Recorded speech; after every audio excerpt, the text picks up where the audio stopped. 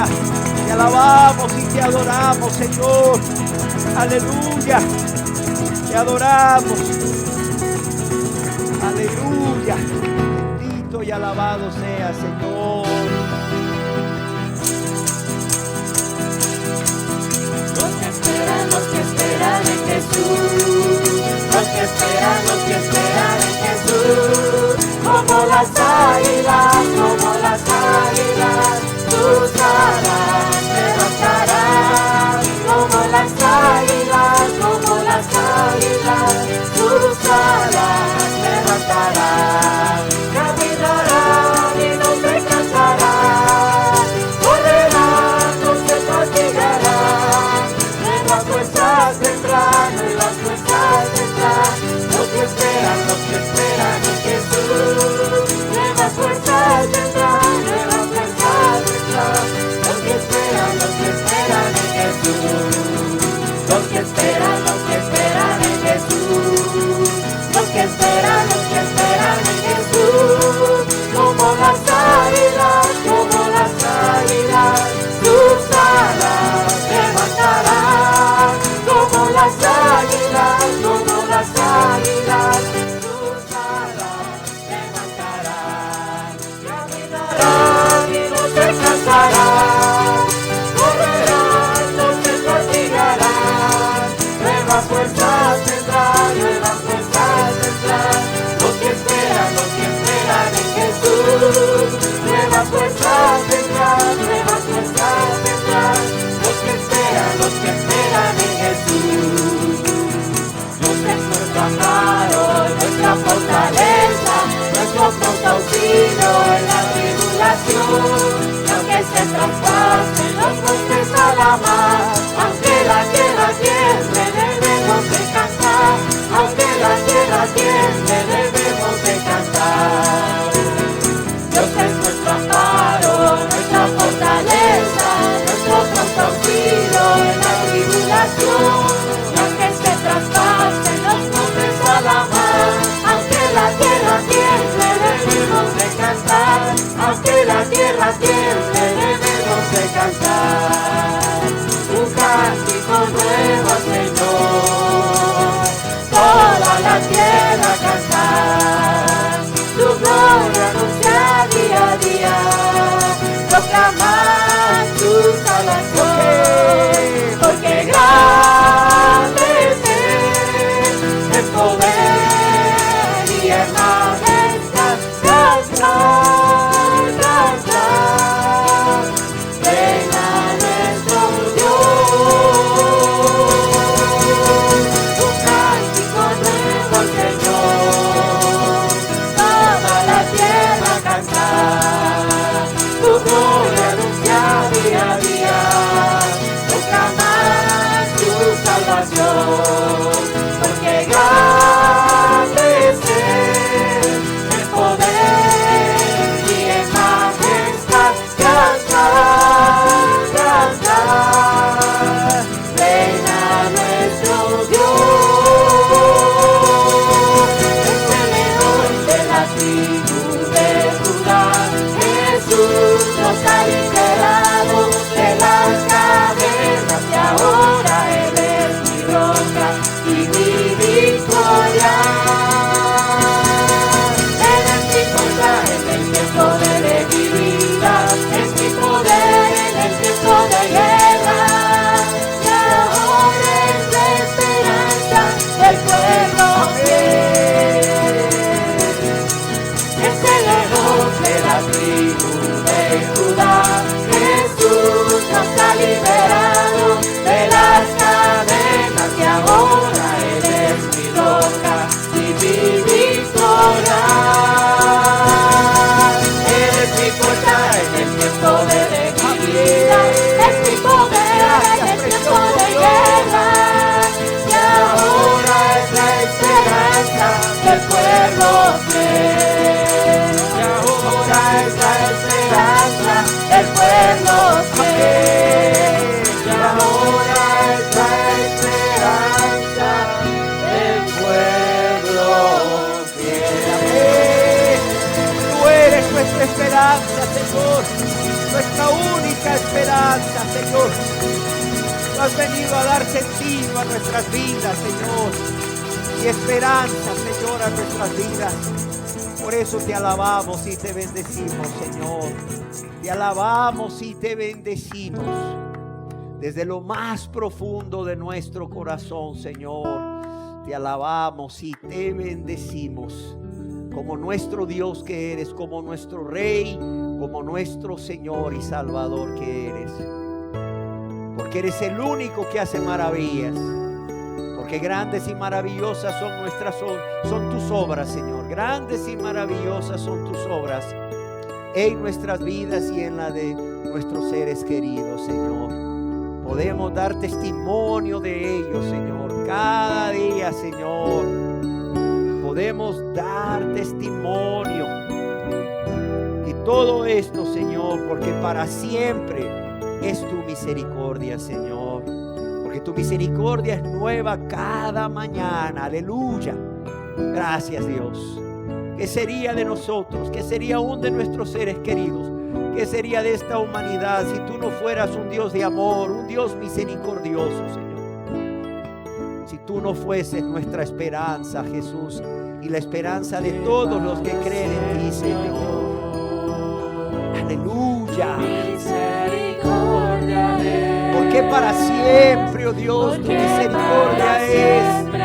Aleluya, gracias, Dios. Tu misericordia es mejor que la vida es. Mi alma lo sabe bien, porque para siempre, Dios, tu misericordia es. Más vasta que el ancho mar, más alta que el cielo está, porque para siempre, Dios, tu misericordia es. Amén. Porque para siempre, Dios, tu misericordia es. Porque para siempre, Dios, tu misericordia es. Mejor que la vida es. Mi alma lo sabe bien. Porque para siempre, Dios, tu misericordia es. Más vasta que el ancho mar, más alta que el cielo está, porque para siempre, Dios, tu misericordia es. Mejor que la vida es. Amén, Señor. Mi alma lo sabe. ¿Qué sería de nuestras vidas si tú no fueras un Dios misericordioso, Señor? Ah, Señor. Nuestra vida sería miserable, Señor. Si tú no fueras ese Dios tan bueno y misericordioso que eres. Porque para siempre, Dios, tu misericordia es. Para siempre, Dios, tu misericordia es. Porque para siempre, Dios, tu misericordia es.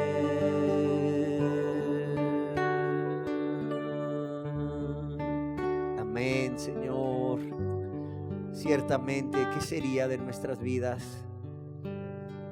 Seríamos, Señor, las criaturas más miserables de todas si no fuera por tu amor, tu bondad y tu misericordia, Señor. Porque tu misericordia no tiene límites, Señor. Es que hoy estamos aquí, Señor. Amén, Señor, porque es desde la eternidad hasta la eternidad. Es que hoy estamos aquí delante de tu presencia. porque es por tu misericordia, Señor, que no pudiendo hacer nada nosotros para ser perdonados, Señor, tú hiciste a un lado ese dolor que tanto te han producido nuestros pecados y nos miraste con amor y misericordia y te diste, Señor, para morir por nosotros, Señor. Te ofreciste y no solo te ofreciste, moriste por nosotros en esa cruz. Todo porque eres misericordioso, Señor. Gracias, Señor. Que tu misericordia nos seduzca, Señor. Que tu misericordia nos enamore a consagrarnos cada día más a ti, Señor. A vivir cada día más para amarte y obedecerte y servirte, Señor. Pero también que tu misericordia seduzca y atraiga a aquellos que aún no se convierten a ti para rendirse a ti, Señor. De manera total e incondicional por amor y gratitud, Señor. Gracias, Dios. Gracias, te alabamos y te adoramos por tu amor y tu misericordia, Señor. Y queremos darte gracias por ese amor, Señor. Y que tu amor siga seduciendo nuestros corazones. Amor, has ganado mi corazón. Tu amor permanecerá.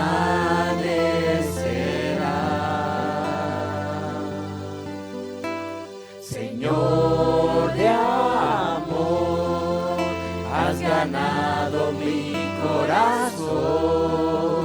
Tu amor permanecerá.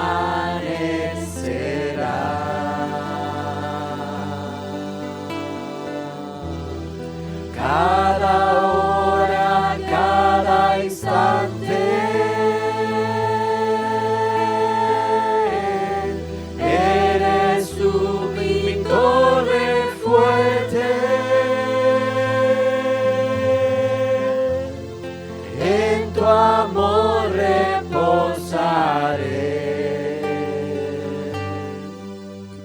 Señor de amor, has ganado mi corazón.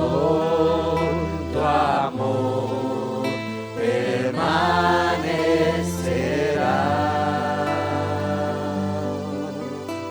Señor de amor, has ganado mi corazón. Tu amor permanecerá. Amén, Señor. Cada hora, cada instante, eres tú mi torre fuerte. En tu amor reposaré. Amén, amén.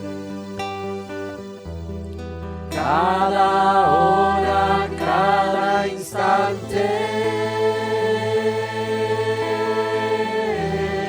eres tú mi torre fuerte. En tu amor reposaré. Amén, amén.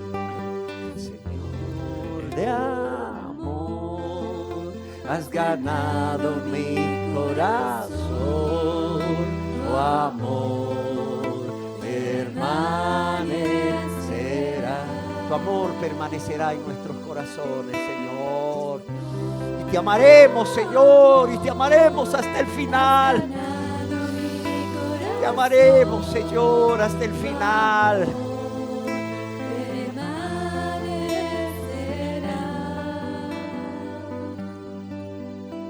Señor de amor, has ganado mi corazón.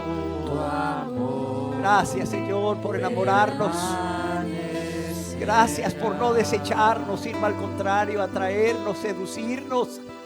Gracias por enamorarnos. Gracias, Señor. Señor de amor, ciertamente has ganado mi corazón, Señor. Y no lo ganaste Señor. La fuerza, Señor, lo ganaste con tu amor, Señor. Me enamoraste, Señor, me sedujiste y fui seducido. Que esa pueda ser la realidad de todos los que estamos aquí, Señor, de todos los aquí presentes, de modo que podamos decir todos a una: Señor de amor, has ganado mi corazón, tu amor permanecerá. Señor de amor, has ganado mi corazón, tu amor permanecerá.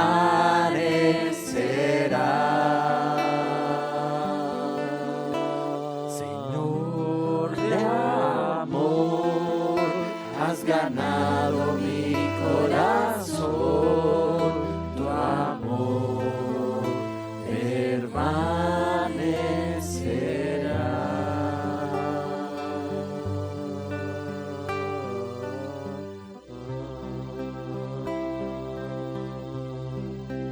Amén, Señor.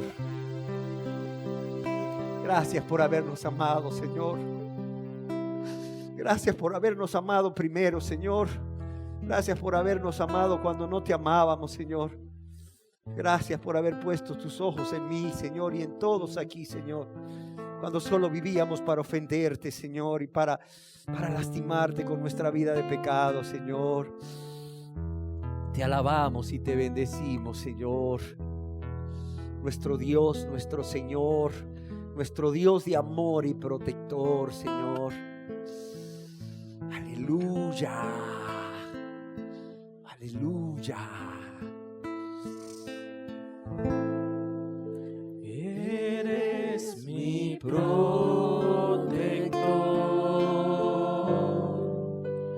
llenas mi corazón con cánticos de liberación, de angustias me guardarás, confiaré en ti.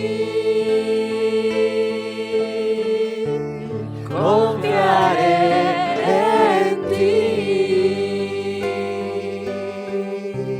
Él vivirá, fuerte soy, con poder del Señor, confiaré en ti.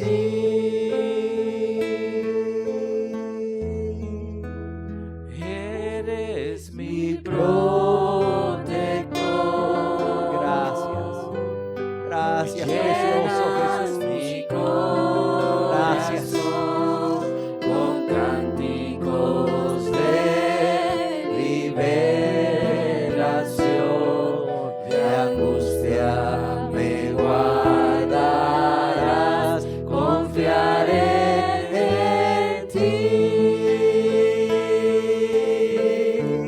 Confiaré en ti,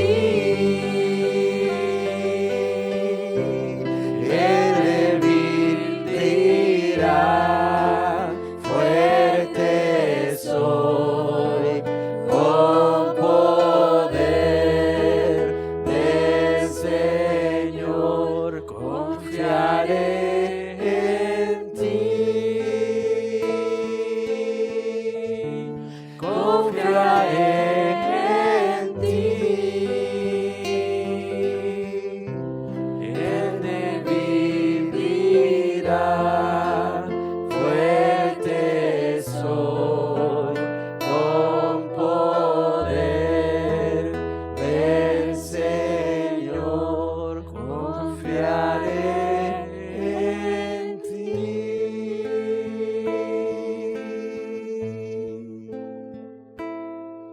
Amén, Señor. ¿Y cómo no hacerlo, Señor? ¿Cómo no confiar en aquel que dejó el cielo y dejó la gloria? ¿Cómo no confiar en aquel que se hizo hombre por amor a nosotros, para morir por nosotros? ¿Cómo no confiar en aquel que dio su vida, en la cruz del Calvario? ¿Cómo no confiar en Él, en aquel que resucitó para estar con nosotros todos los días hasta el fin? ¿Cómo no confiar en aquel que es Dios vivo y verdadero? ¿Cómo no confiar en aquel que es la fuente de toda la gracia y del cual podemos obtener gracia sobre gracia, ya sea para perdón de todos nuestros pecados, como para perseverar cada día venciendo a Satanás, venciendo el pecado, venciendo el mundo, aún al yo, Señor? ¿Cómo no confiar en ti, Señor? ¿Cómo no confiar si eres bueno? ¿Cómo no confiar, Señor, si tú nos demuestras cada día en tu bondad y misericordia que eres digno de nuestra confianza? ¿Cómo no hacerlo, Señor? Si acaso hay alguien que no es digno de confiar, somos nosotros, Señor. Si acaso hay alguien quien no es digno de confiar, somos nosotros, Señor. Pero tú, Señor, ¿cómo dudar de ti, Señor? ¿Cómo dudar, Señor? Por eso te alabamos y te bendecimos y te damos gracias, Señor. Y hoy nos rendimos a ti en amor y gratitud. Y renovamos esos votos, Señor, de vivir para ti, Señor. De amarte solo a ti, Señor, y no mirar atrás. Y de que nuestra vida sea una continua alabanza, porque tú te lo mereces, porque tú eres bueno, porque tú diste tu vida por nosotros. ¿Cómo no darte nuestra vida? Ah, Señor, ¿cómo vivir mezquinamente, viviendo para nosotros mismos y para hacer nuestra voluntad? Aquí estamos, Señor, alabándote y glorificándote una vez más en esta asamblea pública de oración, en el nombre precioso de Jesús. Amén. Así será, Señor. Amén.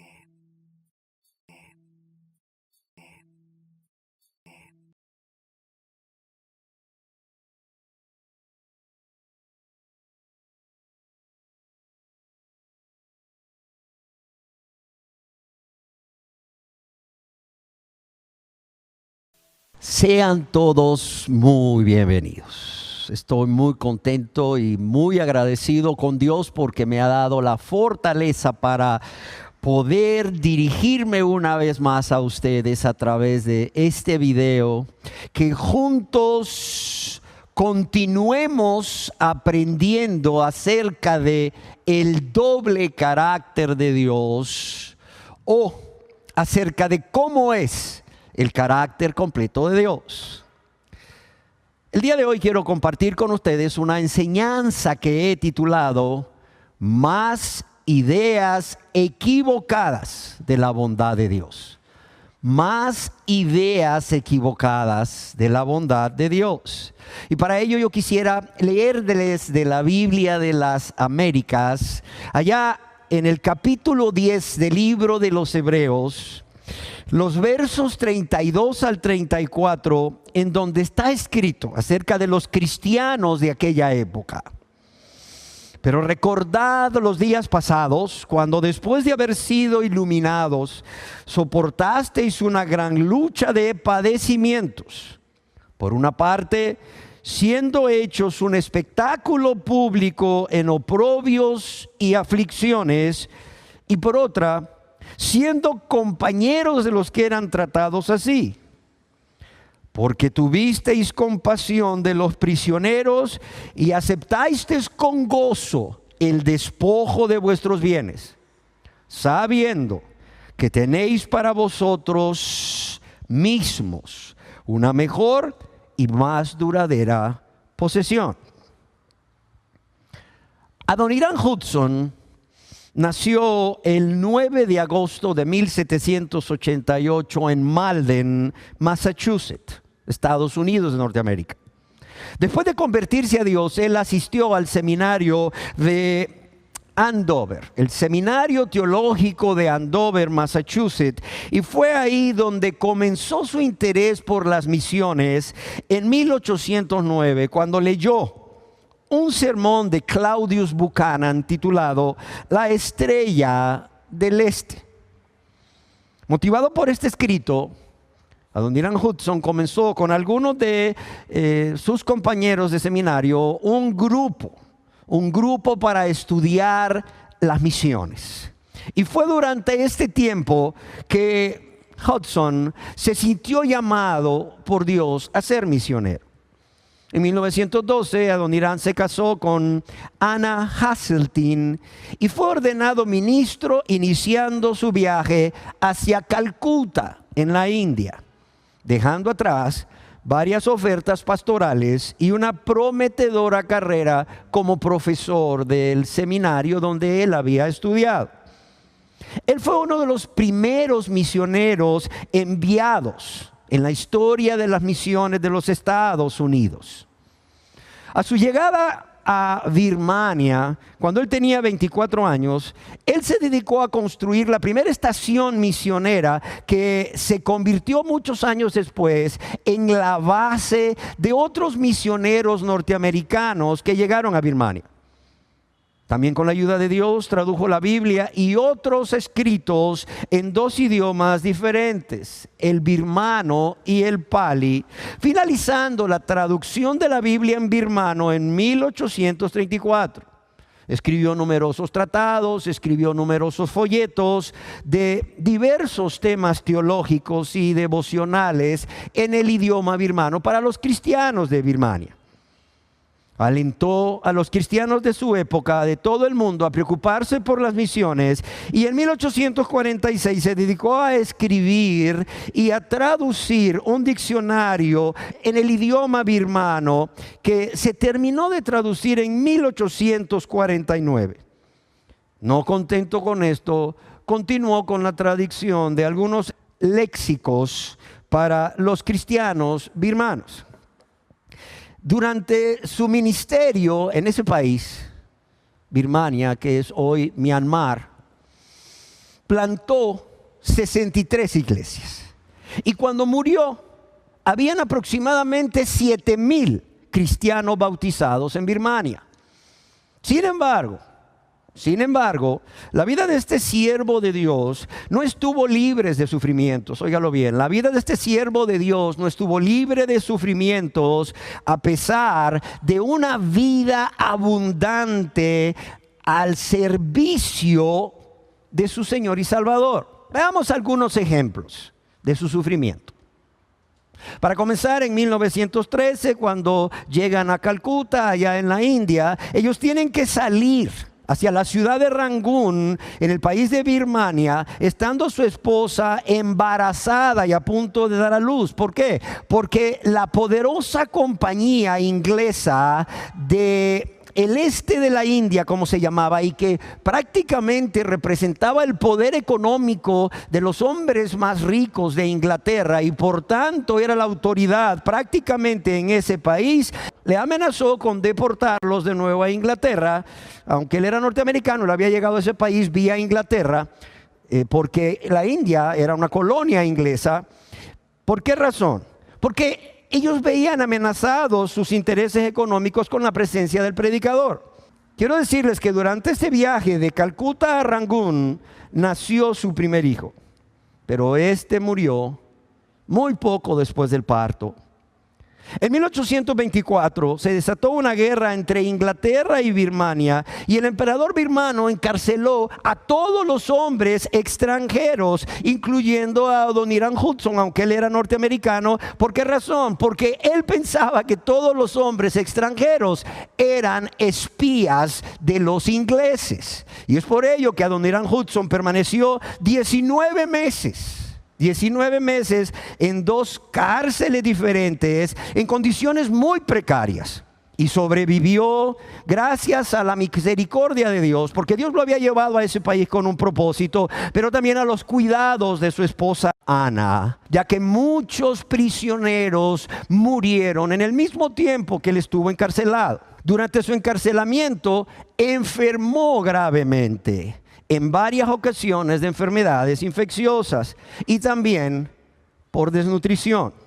Y finalmente fue liberado de la cárcel, pero con esto no terminaron los sufrimientos de Adoniram Judson, ya que pocos meses de haber sido liberado de la cárcel, murió su esposa Ana en 1826, y también murió su segundo hijo, una niña de 2 años llamada María.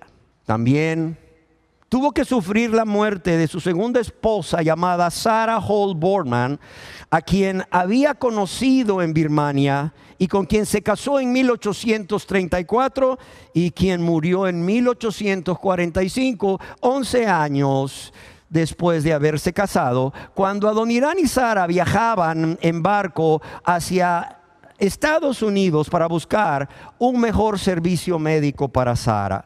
Y finalmente, el 12 de abril de 1850, Adoniram Judson murió después de sufrir una infección pulmonar, probablemente neumonía, cuando tenía 61 años de edad, y se dice que murió exclamando: oh, el amor de Cristo, oh, el amor de Cristo, el maravilloso amor de Cristo, la bendita obra del amor de Cristo. También podemos decir que Adoniram Judson nunca tuvo abundancia de bienes materiales, aunque Dios en su fidelidad siempre le proveyó de lo necesario para él y su familia y para poder realizar la obra de Dios en Birmania o en Myanmar.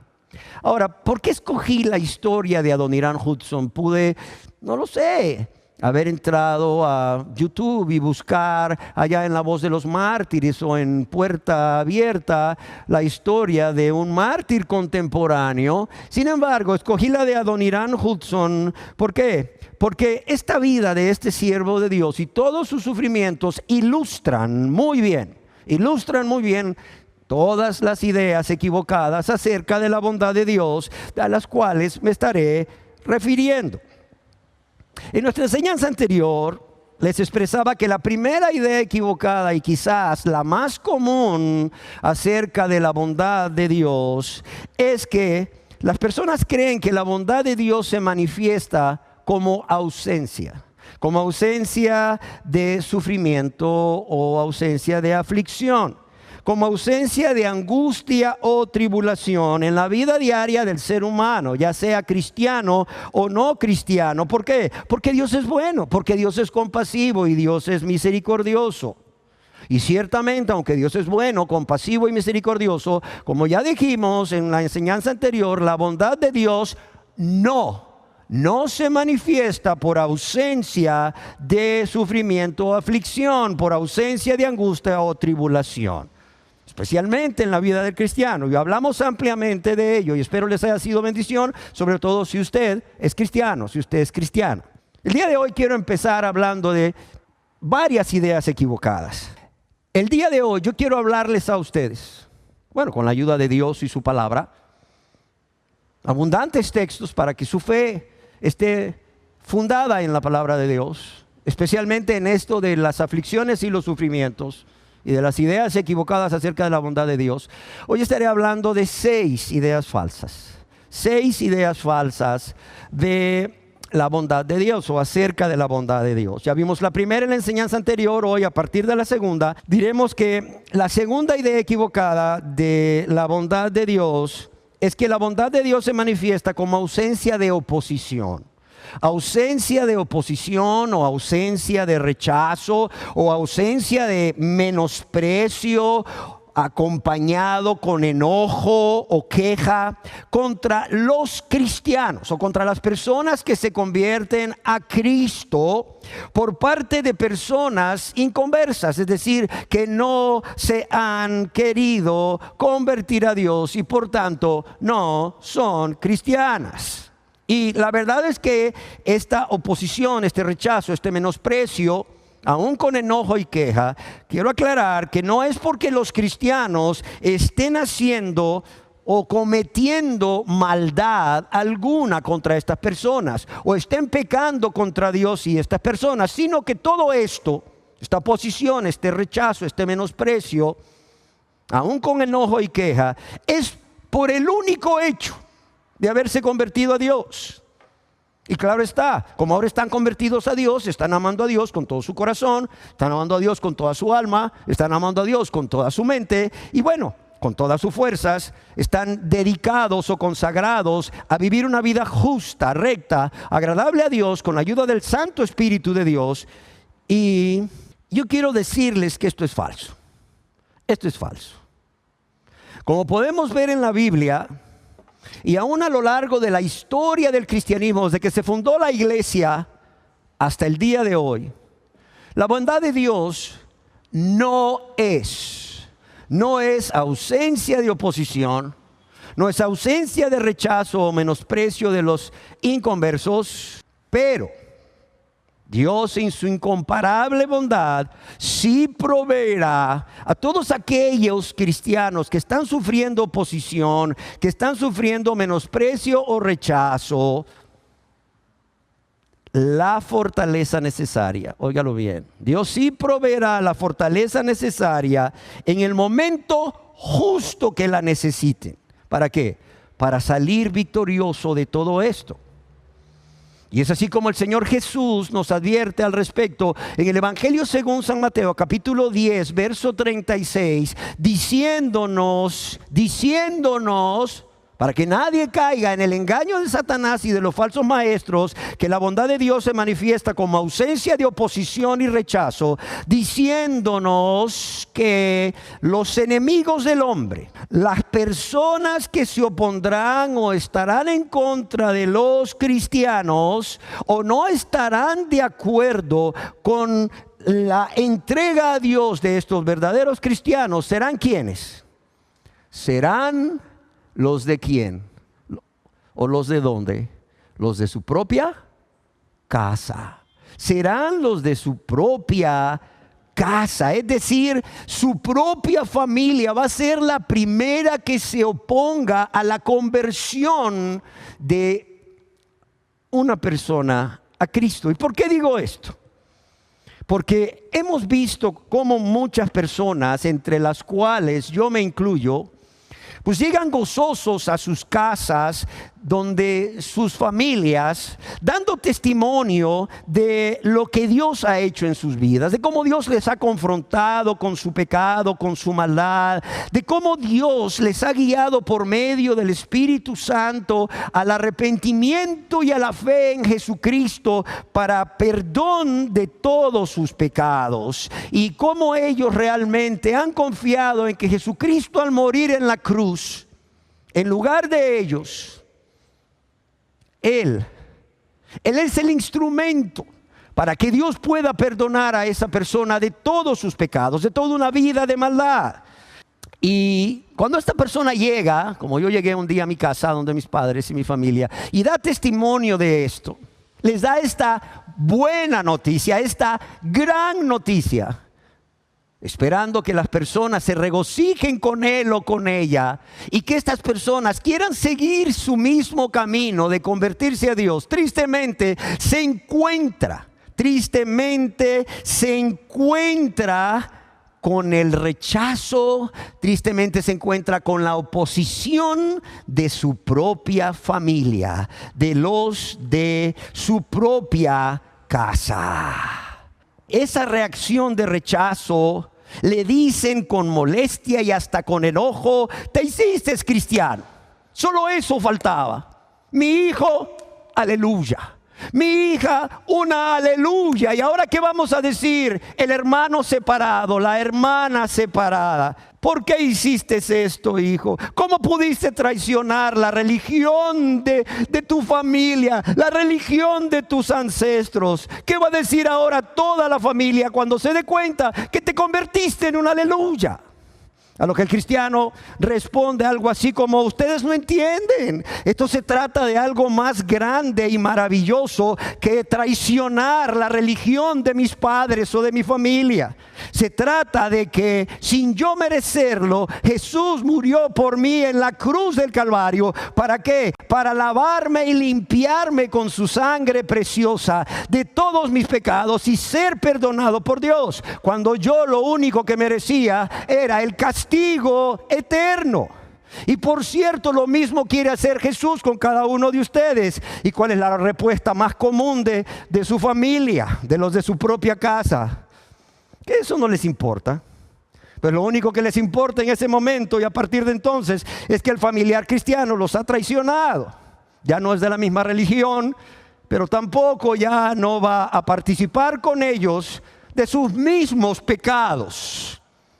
Muchos de ellos, pecados que esta sociedad ha legalizado, pero siguen siendo pecados ante los ojos de Dios. Y bueno, ya no va a participar con ellos en sus rituales y ceremonias paganas de su religión. Y bueno, pues, ¿qué hacen? Pues lo mismo que me pasó a mí. Lo separan, lo hacen a un lado, como dicen, le aplican la ley del hielo. Y además de eso, pues se burlan de él. Y pues rechazan todo lo que él les dice y critican todo lo que él o ella hacen por amor a Dios, por vivir una vida de santidad y por predicar el evangelio. Recuerdo un día mi propio padre me dijo: yo soy hijo de Dios. Y cuando lo confronté con su pecado, me dijo: ¿qué? ¿Tú no me crees? Le dije: sí. No le creo, perdóneme, pero no le creo. Y me dijo: bueno, tú vas a creer que yo soy hijo de Dios hasta que me veas como ese loco o como un loco. Así me dijo: hasta que me veas como un loco predicando en el parque. Porque la casa de mi padre o de mis padres está frente a un parque, allá en la ciudad donde nací. Y le dije: exacto. Cuando lo vea así, con esa pasión, con ese amor por Dios y las almas, como loco predicando en el parque, voy a creer que usted realmente es un hijo de Dios. Un comentarista de la Biblia escribió al respecto, óigalo bien, y grábeselo en su memoria, cristiana: siempre que alguien se hace seguidor de Jesús, sus familias se volverán en contra de ellos. Siempre que alguien se hace seguidor de Jesús, su familia se volverán en contra de ellos. Un padre convertido se encontrará con la oposición de su hijo incrédulo. Una madre cristiana con la oposición de su hija inconversa. Una suegra nacida de nuevo será aborrecida por su nuera no regenerada. De modo que, óigalo bien, de modo que a menudo se ha de hacer una elección entre Cristo y la familia. A menudo se ha de hacer una elección entre Cristo y la familia, ya que no puede permitirse que los vínculos naturales o los vínculos familiares, como le queramos llamar, aparten a un discípulo de Cristo de su absoluta adhesión al Señor. Y por cierto, esto no solo tiene que ver con familiares, tiene que ver con amistades. Tus amigos más cercanos también van a hacer esto contigo.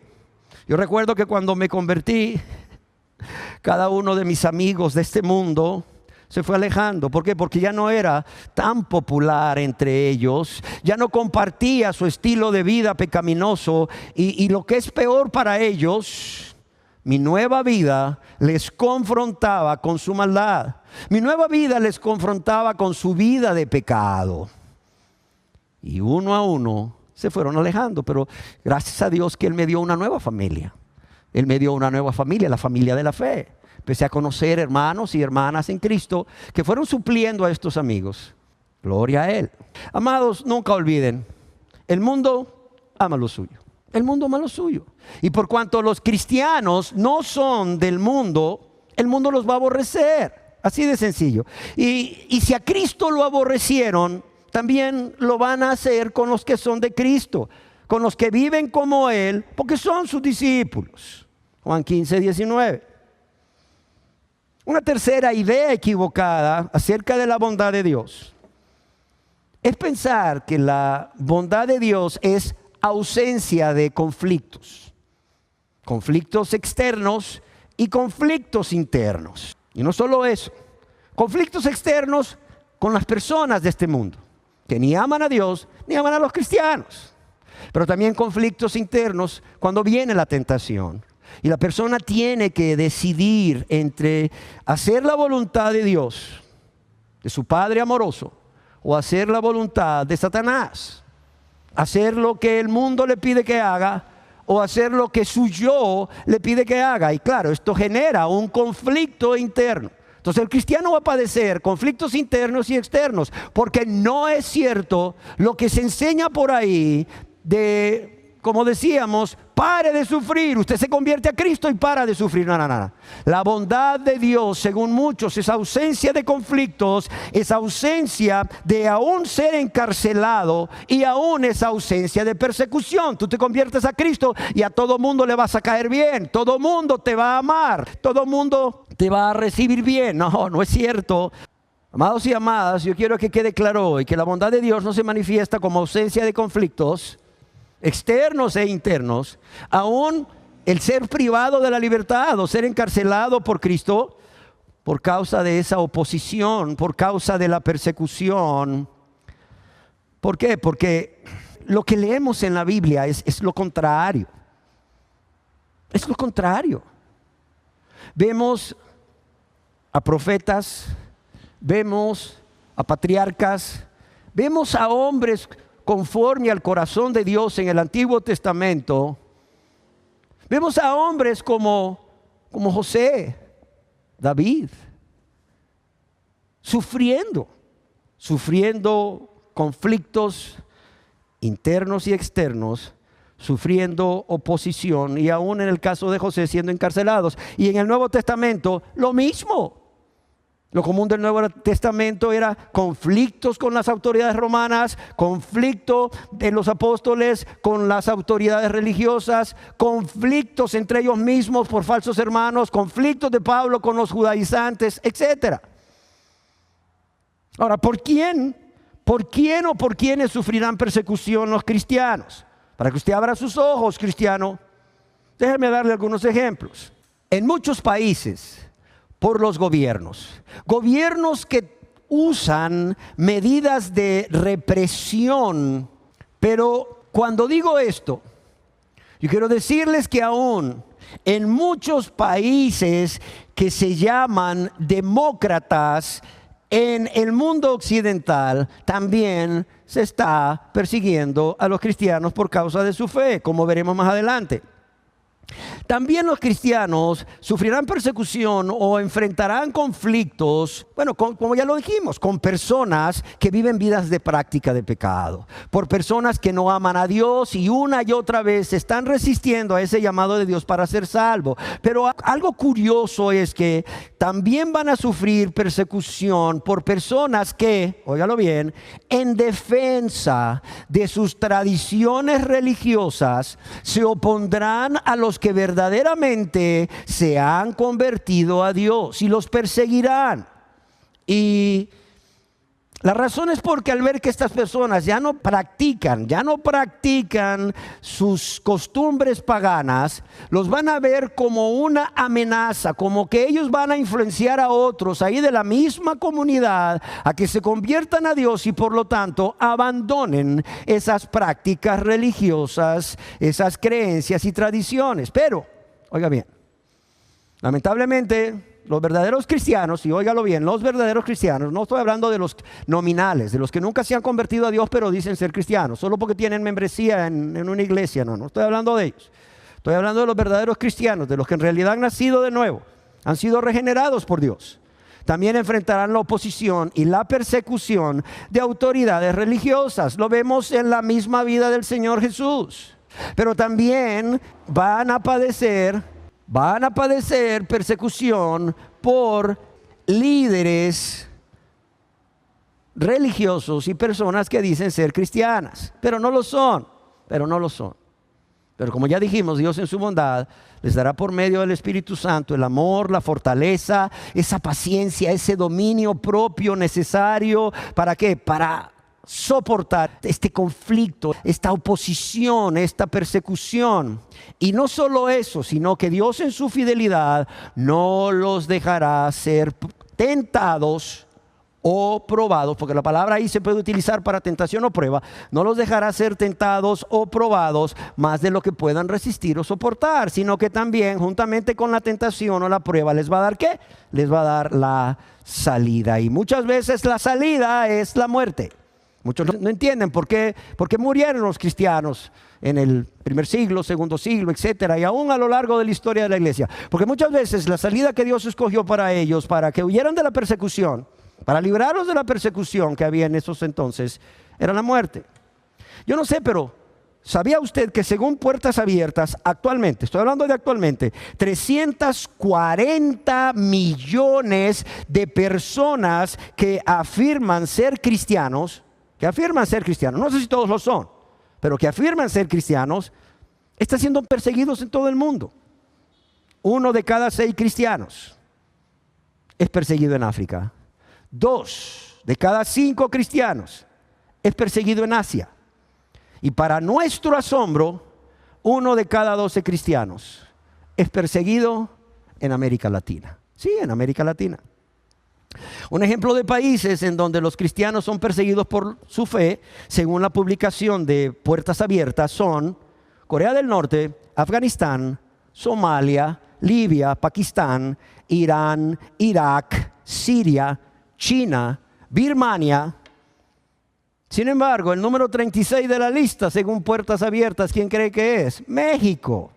Y para mi sorpresa, y seguro estoy que ustedes se van a sorprender, entre los 73 países en donde son perseguidos los cristianos está Colombia, está El Salvador y está Honduras. Sí, Honduras. Quizá usted se pregunte, ¿cómo es posible que en México, que en Colombia y que en El Salvador, nuestro país vecino, y Honduras, exista tal persecución? Bueno, de acuerdo a las fuentes consultadas, esta persecución se realiza más en las zonas rurales. ¿Por qué razón? Porque en estas zonas rurales hay comunidades indígenas donde sus tradiciones religiosas están muy, pero muy arraigadas. Son tradiciones religiosas ancestrales y están tan arraigadas que no van a permitir que una persona se convierta a Dios y abandone sus tradiciones. Y como ya decíamos, influya a otros a convertirse a Dios y también abandonar estas tradiciones. Pero también se está viendo esto en aquellas zonas de estos países donde son controladas por el crimen organizado, especialmente por el narcotráfico. ¿Por qué? Porque cuando las personas de estas regiones, ya sea que no estén involucradas con el crimen organizado o cualquier organización de este tipo, o ya esté involucrada, se convierten a Dios, ¿qué pasa? Cambian su manera de vivir. Cambian su manera de vivir. La avaricia, ¿verdad? Y el egoísmo que los llevó a participar en este tipo de organizaciones criminales ya desaparece. Su amor es por Cristo y teniendo abrigo y sustento estemos contentos. Vámonos fuera de esta organización que además solo muerte está trayendo aquí en el país y está destruyendo familias enteras y la sociedad. Entonces, ¿qué dicen los narcos? Cuidado, cuidado, que no se te conviertan. Cuidado con ese pastor que está haciendo de mala influencia en la comunidad. La gente se está convirtiendo a Dios y nadie quiere colaborar con nosotros. Entonces los persiguen, comenzando por los pastores que realmente son convertidos y los cristianos, verdaderos cristianos. Al cristiano tibio no lo persigue nadie, no te preocupes. Es más, aún en Estados Unidos está aumentando la persecución a los cristianos y va a seguir aumentando durante estos 4 años. ¿Por qué? Porque van a estar siendo perseguidos por sus convicciones, por su fe fundada o basada en la Biblia, por querer hacer lo que Dios manda en su palabra. Y claro, por todo esto, los cristianos de Estados Unidos que se oponen a la ideología de género o que condenan el homosexualismo como pecado, porque Dios así lo expresa en la Biblia, van a ser perseguidos o ya están siendo perseguidos. Hermanos, y esto no es de ahorita. Esto no es de países comunistas, esto no es de países donde pues son musulmanes, pues, o sea, su religión es el Islam y están en contra del cristianismo. Esto ha sucedido siempre. Es más, esta persecución ha existido desde antes que se fundara la iglesia. Jesús mismo fue perseguido. Jesús mismo fue crucificado desde antes que se fundara la iglesia. Y lo mismo sucedió con los apóstoles después de la muerte del Señor Jesús. En 2 de Corintios, capítulo 4, verso 9, el apóstol Pablo escribe a los cristianos, refiriéndose a él y al común denominador de los cristianos: perseguidos, mas no desamparados. Y esto me encanta. Y esto me encanta, y quiero que lo escuche bien usted, querido hermano, querida hermana que está aquí, que está siendo perseguido primeramente por los de su casa, los de su trabajo, etc. Dice el apóstol Pablo que estamos, dice. O sea, era una realidad para la vida de Pablo y otros cristianos. Entre muchas cosas dice, perseguidos, mas no desamparados. Aquí lo grandioso no es lo perseguido, porque eso ya, como veremos más adelante, es lo común en la vida del cristiano. Lo grandioso es que están perseguidos, más que, más no desamparados. Es que cuando Pablo escribe aquí, no desamparados, lo que les está diciendo es una sola cosa: Dios no nos dejó solos en medio del conflicto. Dios no nos dejó solos en medio de la persecución. Y cuando el apóstol Pablo dice perseguidos mas no desamparados, esto me recuerda cuando Pablo escribió: todos me desampararon. ¿Pero qué? Pero el Señor estuvo conmigo. Me encanta, todos me desampararon. Pablo está escribiendo una carta, seguramente desde la prisión, y él escribe: todos me desampararon, pero el Señor estuvo conmigo. Imagínate las palabras de Pablo a su amado hijo en la fe, Timoteo: Timoteo, todos me desampararon, pero el Señor estuvo conmigo. El Señor estuvo conmigo, es decir, el Señor estuvo a mi lado. El Señor nunca me abandonó en medio de la oposición, en medio de la persecución. Yo te ruego, hermano y hermana, que grabes en la mente esta verdad y la recuerdes cada vez que seas perseguido, que seas perseguida. ¿Por qué? Por tu amor a Cristo y por tu fe y por la predicación del Evangelio. Y para que nadie piense, como muchos lo hacen, que solo algunos cristianos muy espirituales, algunos cristianos muy consagrados van a ser perseguidos. Pablo escribió a Timoteo también en 2 de Timoteo capítulo 3, verso 10 al 12: y todos los que quieren vivir piadosamente en Cristo Jesús padecerán persecución. Yo lo quiero repetir. Y no solo lo quiero repetir, deseo hacer énfasis en algunas palabras. Dice: y todos los que quieren vivir piadosamente en Cristo Jesús padecerán persecución. Hago énfasis en la palabra todos. Óigalo bien, todos, todo aquel que quiera vivir, que anhele vivir una vida piadosa, una vida dedicada a Dios, una vida auténticamente piadosa, como lo traducen algunas otras versiones de la Biblia, una vida de sumisión a Dios. ¿Sabe qué va a pasar? ¿Sabe qué le va a pasar a toda aquella persona que verdaderamente se convierta a Dios, que sea regenerada por el Espíritu Santo de Dios, que realmente haya nacido de nuevo y por amor a Dios y gratitud a Dios quiera vivir una vida auténticamente piadosa, una vida de sumisión a Dios, una vida de entrega a Dios, una vida dedicada a Dios? Va a padecer persecución. O sea, es inevitable, créamelo. Es inevitable. Van a ser perseguidos. ¿Por qué razón? O en primer lugar, porque yo quiero decirle que es una característica del verdadero cristiano sufrir persecución, pero no por sus maldades, como ya he dicho, porque la persona vive una vida santa, justa y recta con la ayuda del Espíritu Santo, por amor a Dios. Y no solamente va a sufrir persecución por causa de la justicia, sino que la va a soportar. La va a soportar. Y la va a soportar con gozo. La va a soportar con paz. La va a soportar aún teniéndole paciencia, aún amando a los que le persiguen y maltratan. Como escribió el apóstol Pablo a los Corintios en 1 Corintios capítulo 4, verso 12. En segundo lugar, van a padecer persecución porque una vida piadosa, óigalo bien, una vida piadosa denuncia la maldad de los demás. Una vida piadosa denuncia la maldad de los demás. Y las personas, o a las personas, no les gusta ser confrontadas. Seamos realistas. Una vida piadosa denuncia la maldad de los demás y a las personas no les gusta ser confrontadas de esta manera. Y tristemente, en lugar de convertirse de su impiedad y de volverse a Cristo, van a intentar destruir a aquellas personas que les han mostrado cómo realmente son. Óigalo bien, y en lugar de convertirse de su impiedad y de volverse a Cristo, van a intentar destruir a aquellas personas que les han mostrado cómo realmente son. De modo que si en algún momento de tu vida no tienes oposición, no tienes persecución de una u otra forma de los del mundo, comenzando por los de tu casa, por tu forma de vida, o porque tu forma de vida les confronta con su maldad y su pecado, o por predicarles el evangelio, a la verdad, preocúpate.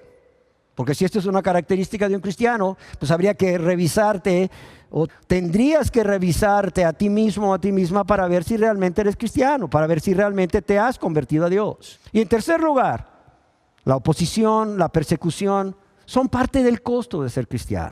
Son parte del costo de ser cristiano. No solo es una característica, es parte del costo de ser cristiano. Yo creo que esto es algo que debes saber. Es algo que debes saber si aún no te has convertido a Dios y si te convertiste a Dios recientemente.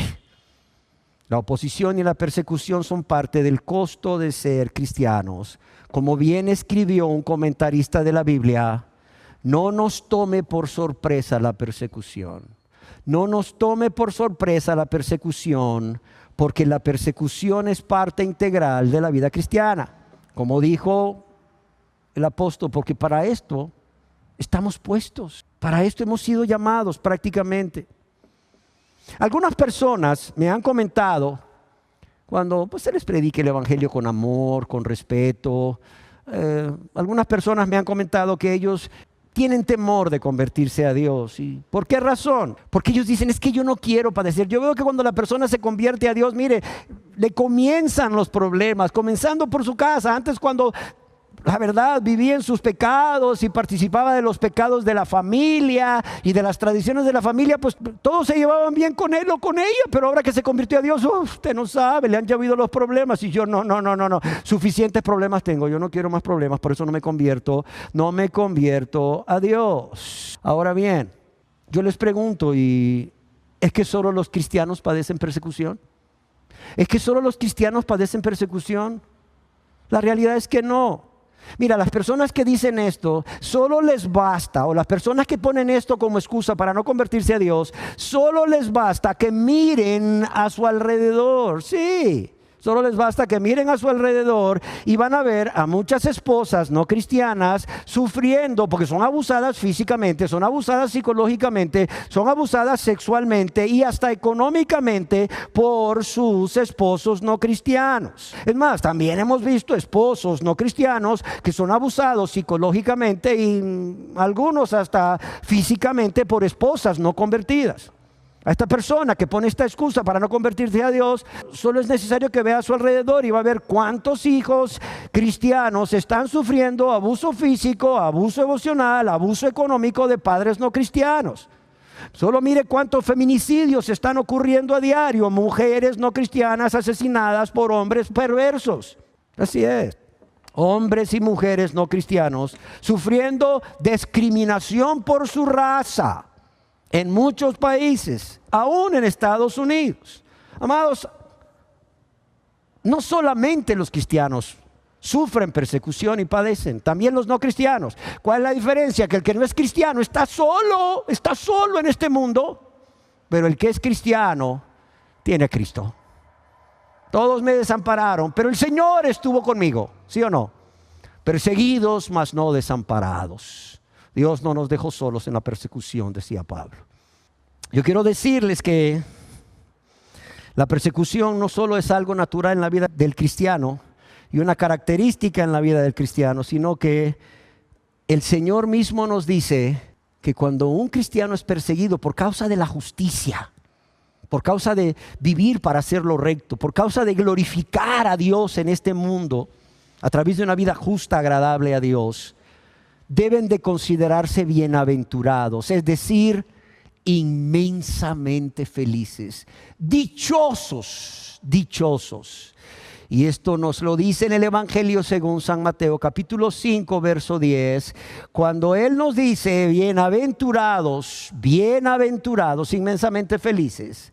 Considérense dichosos los que padecen persecución por causa de la justicia, no por causa de una maldad o un pecado que esté cometiendo contra otros, por causa de la justicia. ¿Por qué? Porque de ellos es que el reino de los cielos. Y mientras, óigalo bien, mientras los que viven vidas de práctica de pecado en este mundo y no quieren convertirse a Dios, irán de mal en peor, segunda de Timoteo 3:13, y serán destruidos de repente, serán destruidos en un instante, serán destruidos en un abrir y cerrar de ojos. Salmo 73:19. Y con esta destrucción, la condenación eterna, los cristianos que sufren persecución por causa de la justicia serán bienaventurados, serán inmensamente dichosos o felices. ¿Qué diferencia? Y esto va a suceder desde el momento en que son salvos por la gracia de Dios hasta que mueran y partan con Cristo o Cristo venga, lo que ocurra primero. ¿Por qué? Porque de ellos es el reino de los cielos. Porque a su Padre Dios les ha placido daros ¿qué? Daros el reino. Una cuarta idea falsa de la bondad de Dios es que la bondad de Dios es ausencia de peligros. Y cuando me refiero a peligros, quiero decir a situaciones que ocurren o pueden ocurrir en nuestra vida en donde existe la posibilidad o amenazan con provocar un daño, un mal o una desgracia, aún la muerte en la vida de la persona. Ahora bien, quizás usted se pregunte, oiga, ¿por qué la bondad de Dios no es ausencia de peligros como realmente es? Bueno, primeramente, no porque Dios sea el autor de la maldad. No, Dios no es autor de la maldad. Dios no es autor del pecado. Sino porque vivimos en un mundo que de manera consciente y voluntaria ha decidido ponerse bajo las órdenes de su padre, ¿quién? No de su padre Dios, sino de su padre el diablo. Un mundo que, por cierto, al estar bajo las órdenes de su padre el diablo, ni ama a Dios, ni teme a Dios, ni ama a los cristianos. Un mundo de personas egoístas. Porque estamos viendo en parte el cumplimiento de la profecía de que por haberse multiplicado la maldad, el amor de muchos se enfriaría. Pero también porque por el aumento de la presencia del crimen organizado en el país y en todo el mundo, hay áreas de las ciudades o de las comunidades donde viven los cristianos y trabajan los cristianos que están controladas por pandillas. Otra razón es que tienen que utilizar el transporte público. Muchos cristianos tienen que utilizar el transporte público, igual que los que no son cristianos. Y todos sabemos cuán inseguro es el transporte público, por lo menos en nuestro país, a causa de los continuos asaltos. ¿Por qué? Por las otras razones que mencioné. Yo quiero dejar claro que el que un hijo o una hija de Dios sufra a causa de un peligro de los que hay a su alrededor, al cual está expuesto o expuesta, esto no es señal de que Dios le esté castigando. no es señal de que Dios le esté castigando porque está practicando algún pecado oculto que no ha reconocido, no se ha arrepentido de él, ni le ha confesado a Dios ese pecado, ni le ha pedido perdón. Miren, el apóstol Pablo, un hombre de Dios, da testimonio de cómo la bondad de Dios no es ausencia de peligros, y que el hecho de que él mismo estuviera sufriendo por causa de los peligros que le rodeaban no es o no era por estar practicando un pecado oculto. Cuando escribió acerca de su propia vida a los corintios, en 2 de Corintios capítulo 11 verso 23, en peligro de muerte muchas veces. En peligro de muerte muchas veces. Y también escribió ahí en 2 de Corintios capítulo 11 verso 26 a la misma iglesia, donde describe 8 tipos de peligros a los que estaba expuesto. Dice, en caminos muchas veces, dice. Óigalo bien. 2 de Corintios 11, 26. En caminos muchas veces. Dice, en peligros de ríos, peligros de ladrones, peligros de los de mi nación, peligro de los gentiles, los que no eran judíos, peligros en la ciudad, peligros en el desierto, peligros en el mar y peligros entre ¿qué? Entre falsos hermanos. 8 tipos de peligros. Y además de Pablo, quizás tú mismo has estado en una situación de riesgo, de peligro y has sufrido por causa de este peligro al cual estás expuesto. Como ser asaltado en un bus o en diferentes lugares de la ciudad donde has tenido que movilizarte, o te has infectado por el virus COVID-19, por mencionar algunos ejemplos.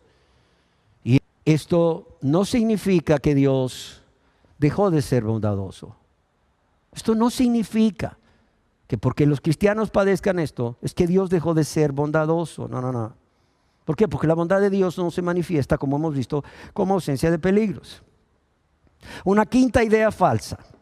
La bondad de Dios es ausencia de enfermedades. Óigalo bien. La bondad de Dios es ausencia de enfermedades. Y todo lo que tienes que hacer si te enfermas, si eres cristiano, es reprender todo espíritu de enfermedad, porque ahora ahí en la religión, ¿cómo les encanta reprender? Reprendo, ato, desato. Ellos dicen no, o sea, la bondad de Dios, si eres cristiano, si de verdad Dios está contigo, pues no te vas a enfermar, y si empiezas a sentir mal, todo lo que tienes que hacer es reprender todo espíritu de enfermedad y confesar que estás sano y no te enfermarás. ¿Por qué? Porque tus palabras, cuando tú las pronuncias, tienen poder. Otra idea equivocada es que las enfermedades son productos de algún pecado que la persona está practicando y que por eso está enfermo, todo lo cual es falso. Ahora bien, yo quiero decir que sí es cierto que nos enfermamos, porque todo, óigalo bien, todo cambió en este mundo. Todo cambió en nuestro cuerpo humano después que Adán y Eva pecaron. Todo cambió en el mundo.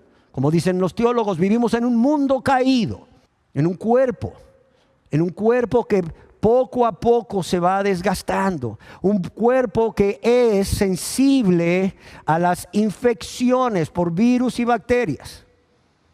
Por esa razón nos enfermamos. Dios no quería que fuera así al principio. También es cierto que algunas enfermedades son consecuencias de practicar un pecado por mucho tiempo. Por ejemplo, la cirrosis del hígado es una consecuencia ¿de qué? De ingerir bebidas alcohólicas por largo tiempo. Claro está, no todo el que padece cirrosis del hígado es por ingerir bebidas alcohólicas. Conozco personas que nunca se tomaron una copa de licor y desarrollaron cirrosis del hígado, y esto viene heredado de la familia, es un problema enzimático. Otra de las enfermedades son las enfermedades de transmisión sexual. ¿Por qué razón? Porque la persona está viviendo una práctica de pecado, de fornicación, o porque la persona dejó el uso de su esposa y anda ahí de adúltero o de adúltera. Así que no siempre que un cristiano se enferma es por causa del pecado que ha cometido o está practicando. En la Biblia podemos leer que Timoteo, un cristiano verdadero, quien tenía una fe no fingida, padecía del estómago, y no solo eso, de frecuentes enfermedades, le escribe Pablo allá en la primera carta a Timoteo, capítulo 5, verso 23. Yo quiero decirles algo: si la bondad de Dios no es ausencia de enfermedad, aún en la vida del cristiano, de igual manera podemos decir que la bondad de Dios no es ausencia de muerte, no es ausencia de muerte por una enfermedad que padezcas o porque tengas que sufrir persecución por causa de tu fe, por causa de Cristo y la predicación del Evangelio, y porque te maten por vivir piadosamente. Esteban y los apóstoles, excepto Juan, y miles de cristianos desde la fundación de la iglesia hasta hoy han muerto por su fe, como ya vimos. Y si quieres ver más de todo esto, busca ahí en YouTube La Voz de los Mártires o Puertas Abiertas. Una sexta idea equivocada es que la bondad de Dios es ausencia de vituperios o injurias. ¿Qué quiere decir esto? La gente cree que la bondad de Dios es caerle bien a todo el mundo y que ya no te van a ofender, no van a calumniarte, no te van a difamar, no van a decir mentiras acerca de ti o no te van a humillar a través de expresiones que se dicen con el fin de deshonrar, desacreditar o menospreciar a una persona, haciéndole daño, en este caso por ser cristiano o cristiana. No. El mismo Señor Jesús fue vituperado por aquellos que debían haberse convertido a Él y debieron adorarle como el Mesías, como Dios hecho hombre. Y en la Biblia leemos acerca de esto, cómo fue injuriado o difamado por los judíos cuando Él los confrontaba con su pecado para que se arrepintiesen y se convirtiesen. ¿Y qué decían los judíos a Jesús? ¿No decimos bien nosotros que tú eres samaritano? El peor insulto que le podían hacer a un judío. Y además de esto, ¿tienes qué? Tienes demonio. Juan 8:48. Claro está, acusándole falsamente. Y aún estando clavado en la cruz, le injuriaban, lo ofendían, lo humillaban. En el Evangelio según San Mateo, capítulo 27, verso 39, podemos leer que los que pasaban por ahí donde estaba el crucificado, claro, lo quedaban viendo y dice que lo injuriaban, lo humillaban. El apóstol Pablo escribió a los Corintios, en 2 de Corintios, capítulo 6, verso 8, por honra y por deshonra, por mala fama y por buena fama. Él también era vituperado, él también era calumniado y difamado. Y así va a suceder con los cristianos de todos los tiempos. ¿Diciendo qué? Mentira. En el Evangelio según San Lucas capítulo 6 verso 22, el Señor Jesús, sabiendo que sus discípulos de todos los tiempos iban a ser vituperados o injuriados o iban a sufrir ofensas, iban a ser calumniados o difamados y aún humillados, les escribe para consolarles diciéndole: bienaventurados, inmensamente felices seréis cuando los hombres os vituperen por causa del Hijo del Hombre, no por maldad alguna o pecado, no, por causa del Hijo del Hombre, por causa de vivir para honrar y glorificar a Cristo, por causa de vivir una vida consagrada a Dios, a Cristo. Así que si los inconversos que te rodean siempre hablan bien de ti, preocúpate. ¿Por qué razón? Por lo que Jesucristo dice al respecto en Lucas 6:26. Ay de vosotros cuando todos los hombres hablen bien de vosotros. Ay de vosotros cuando todos los hombres, es decir, la gente del mundo, hable bien de vosotros. ¿Por qué? Porque así hacían sus padres ¿con quién? Con los falsos profetas, con los falsos.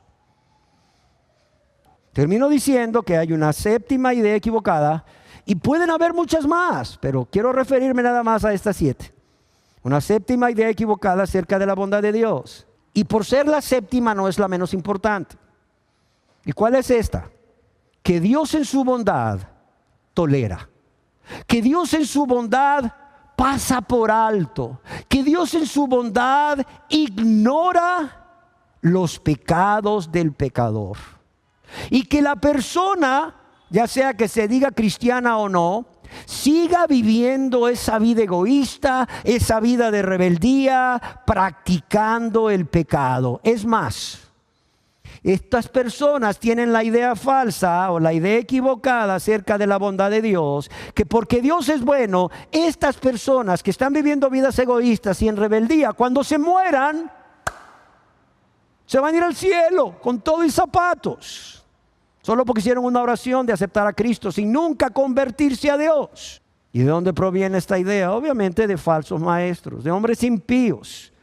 Hombres impíos que han convertido la gracia de Dios ¿en qué? En libertinaje. Cuidado, cuidado. En su carta a los Romanos, capítulo 6, verso 1 y 2, Pablo les escribe a los cristianos de esa ciudad para quitarles esa idea falsa de que la bondad de Dios es una licencia para pecar. De que la bondad de Dios es una licencia que Dios nos da para pecar, diciéndoles, ¿qué pues diremos? ¿Perseveraremos en el pecado para que la gracia abunde? En ninguna manera. Oiga lo que dice Pablo. En ninguna manera, un rotundo no. ¿Por qué? Porque los que hemos muerto al pecado, claro está, cuando nos convertimos a Dios, por la fe en Jesucristo, por la gracia de Dios, los que hemos muerto al pecado, ¿qué dice Pablo? ¿Cómo vamos a vivir aún en él? Yo quiero expresarles lo que John MacArthur escribió al respecto. Aquí en ninguna manera significa que nunca sea así. Es decir, vamos a perseverar en pecado para que la gracia abunde. En ninguna manera. Nunca sea así. Y esta, escribe MacArthur, es la expresión más fuerte o más enérgica en el griego. ¿Para qué?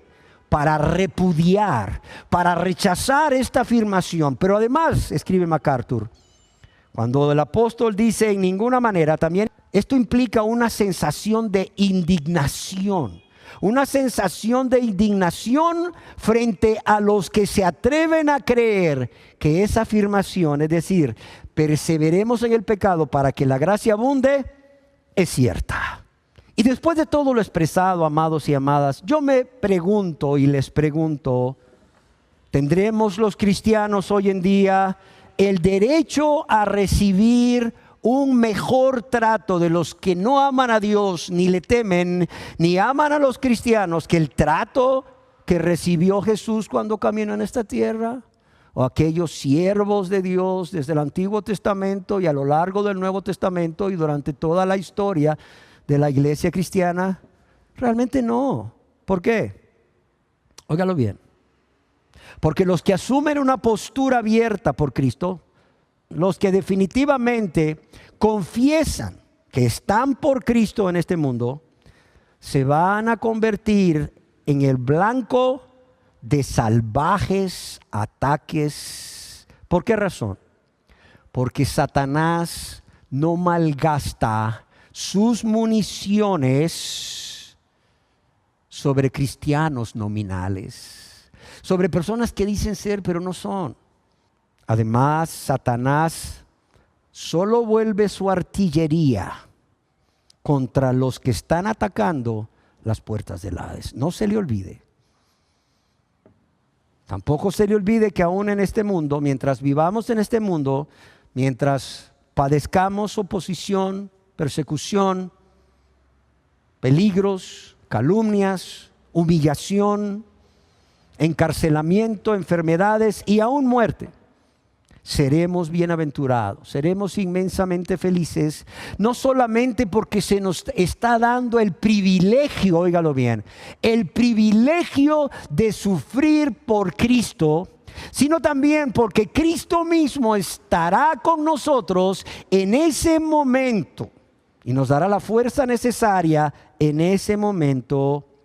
Y porque esta clase de rechazo siempre va acompañada de la bendición de Dios. Dice, y no estoy hablando de bendición material, prosperidad material, algo más grande. Dice, de ellos es que es el reino de los cielos y eso no tiene valor. Amén. Además, podemos confiar que Dios es bondadoso y fiel y que en su soberanía, óigalo bien, en su soberanía, todo lo que Él permite en nuestras vidas, aunque nos cause tribulación, aflicción, dolor, es para nuestro bien. Aunque en ese momento no lo entendamos. Finalicemos con una oración a Dios. Dios de misericordia y amor, Dios de bondad, gracias. Gracias por instruirnos con tu palabra. Gracias por quitar de nuestra mente todas esas ideas incorrectas acerca de tu bondad. ¿Para qué, Señor? Para conocerte como tú realmente eres y para vivir llenos de gozo y de paz, aún en medio de tribulación, de aflicción y dolor. ¿Por qué, Señor? Precisamente porque tú eres bueno, Señor. Hoy lo hemos entendido, porque tú eres bondadoso a pesar de que padezcamos todas estas cosas. Gracias, Dios.